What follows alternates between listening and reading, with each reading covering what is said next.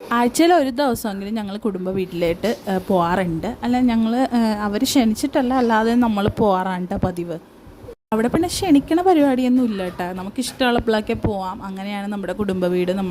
അത്രയ്ക്ക് നമ്മൾ തമ്മിലൊരു ഇമോഷണലിയും ഫിസിക്കലിയൊക്കെ ആയിട്ട് നല്ല കണക്റ്റഡ് ആണ് കേട്ടോ അവിടെ. അപ്പോൾ എന്തായാലും ഇറങ്ങണേ മുമ്പ് ചായ കുടിച്ചിട്ട്, ചായയല്ല കട്ടൻ കാപ്പി കുടിച്ചിട്ട് പോകാമെന്ന് അമ്മ പറഞ്ഞു. പുറത്താണെങ്കിൽ നല്ല മഴ, അതുകൊണ്ട് പിന്നെ അമ്മൂമ്മയും വന്നിട്ടുണ്ട്. കുറച്ച് നേരം സംസാരിച്ചൊക്കെ ഇരിക്കാമെന്ന് കരുതി.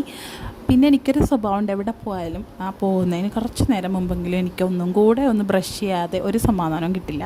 പിന്നെ മഴയൊന്നും ഞങ്ങൾ വക വെച്ചില്ല, അങ്ങ് ഇറങ്ങി. കാരണം സമയത്ത് എത്തണമല്ലോ, അതുകൊണ്ട് തന്നെ നമ്മൾ മഴയൊന്നും വക വയ്ക്കാതെ വേഗം ഇറങ്ങി. പിന്നെ കാറിന് പോകണതുകൊണ്ട് മഴ വിഷയമല്ല. പിന്നെ ഇപ്പോൾ പപ്പ വേഗം ലൂക്കേനെ എടുത്ത് തന്നിട്ടാ, അവനെ എടുത്ത് കുടയിട്ട് കയറ്റി ഞാൻ റൂത്ത് മുളയിട്ടും കയറി. അങ്ങനെ പോണ വഴിക്കൊക്കെ നല്ല മഴ ഉണ്ടായിരുന്നു. പിന്നെ ഇടയ്ക്ക് ഒരു സ്ഥലം എത്തിയപ്പോൾ കുറച്ച് മഴ കുറഞ്ഞിട്ടുണ്ടായിരുന്നു.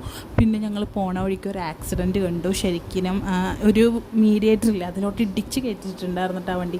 അങ്ങനെ നമ്മുടെ കുടുംബ വീടെത്തി ഗായ്സ്. വേറെ ഒരിടത്തുമല്ല കേട്ടോ, ഹോസ്പിറ്റലിലോട്ടാണ് വന്നത്. ആഴ്ചയിൽ ഒരു ദിവസം അവിടെ വിസിറ്റ് മസ്റ്റാണ്. ഞാനാണെങ്കിൽ ആ മഴയുടെ ആ ഒരു തിരക്കിൽ ലൂക്കിന് ചെരുപ്പിടാൻ മറന്നുപോയി. അതിനി പറയാൻ ബാക്കിയൊന്നുമില്ല ടിനു. പിന്നെ റൂത്ത് വന്നപ്പോൾ തന്നെ പ്ലേ ഏരിയയിൽ പോയിട്ട് പിന്നെ ഇങ്ങോട്ട് വരുന്നുണ്ടായില്ല. പിടിച്ച് വലിച്ചുകൊണ്ടാണ് അവിടെ നിന്ന് പോകുന്നത്. രണ്ടുപേരും ഇന്ന് കാണിക്കണം. അങ്ങനെ കാണിച്ചൊക്കെ കഴിഞ്ഞു. രണ്ടുപേര് അവർക്കുള്ള മരുന്നൊക്കെ മേടിച്ച് തിരിച്ചു പോകണമെന്നില്ല കേട്ടോ. എന്തായാലും പുറത്തിറങ്ങിയ ഒരു ചായ വേണമല്ലോ. അപ്പോൾ നമ്മളിന്ന് ചായ കുടിക്കാൻ പോകണം. അപ്പോൾ റൂത്തിനാണെങ്കിൽ ഞാൻ എടുത്തേച്ച ഒരു ടവൽ അവൾ വെള്ളം നനച്ചു. അതുകൊണ്ട് പുതിയൊരു ടവൽ ഡിനുവിനൊക്കെ മേടിപ്പിച്ചിട്ടാണ്. അത് കഴിഞ്ഞിട്ട് നമ്മൾ കുറേ സ്ഥലത്തൊക്കെ പോയി നോക്കി ചായ കുടിക്കാനായിട്ട് നമുക്ക് മനസ്സിനിണങ്ങിയ ഒരു സ്പോട്ട്.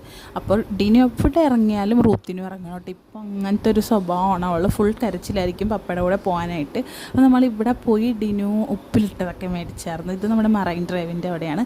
പിന്നെ ഈ ഒരു ഇങ്ങനെ വാനിൽ ഇങ്ങനെ ക്യാപ്പിച്ചീനോ അങ്ങനത്തെ കുറേ സാധനങ്ങൾ അടിപൊളിയാണ്. കുറച്ച് ചെക്കൻ പയ്യന്മാർ വിൽക്കുന്ന സ്ഥലമാണ്.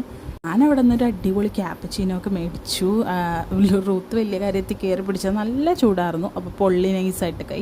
അങ്ങനെ അവിടെ നിന്ന് കുടിച്ചിട്ട് ഞങ്ങൾ പിന്നെ ഫുഡ് അന്വേഷിച്ച് എല്ലായിടത്തും നടപ്പായിട്ട്. മഴയൊക്കെ ചെയ്തുകൊണ്ട് അങ്ങനെ വലിയ കടകളൊന്നും തുറന്നിട്ടുണ്ടായില്ല. പിന്നെ നമ്മുടെ വീടിൻ്റെ ആ ഒരു സൈഡിലെ കടയിൽ തന്നെ വന്നിട്ടാണ്, വീടിൻ്റെ സൈഡിലല്ല, ആ ഒരു പരിസരത്തെ ഏരിയയിലൊക്കെ ഉള്ള ഒരു കടയിൽ വന്നിട്ട് ദോശയും നമ്മുടെ സാമ്പാറും പിന്നെ ഒരു ചിക്കൻ്റെ കൊണ്ടാട്ടവും കൂടി പറഞ്ഞിട്ടുണ്ടായിരുന്നു. അടിപൊളിയാണ് കേട്ടോ ഇവിടുത്തെ ഫുഡ്. ഞങ്ങൾ സത്യം പറഞ്ഞാൽ ഈ ഒരു സ്പോട്ട് മറന്നിരിക്കുകയായിരുന്നു. ഇടയ്ക്ക് പോകാറുണ്ടായിരുന്നു, പക്ഷേ പുതിയ പുതിയ സ്പോട്ടുകളുടെ അന്വേഷണത്തിൽ നമ്മൾ പഴയതിനെ മറന്നായിരുന്നു. പക്ഷേ ഇപ്പോൾ നമുക്ക് ഇവിടെ വന്ന് ഫുഡ് കഴിച്ചപ്പോഴാണ് ആ ഒരു വൈബൊക്കെ കിട്ടിയത്. അങ്ങനെ ഫുഡൊക്കെ കഴിച്ച് വീട്ടിലോട്ട് പോയിട്ടാണ്.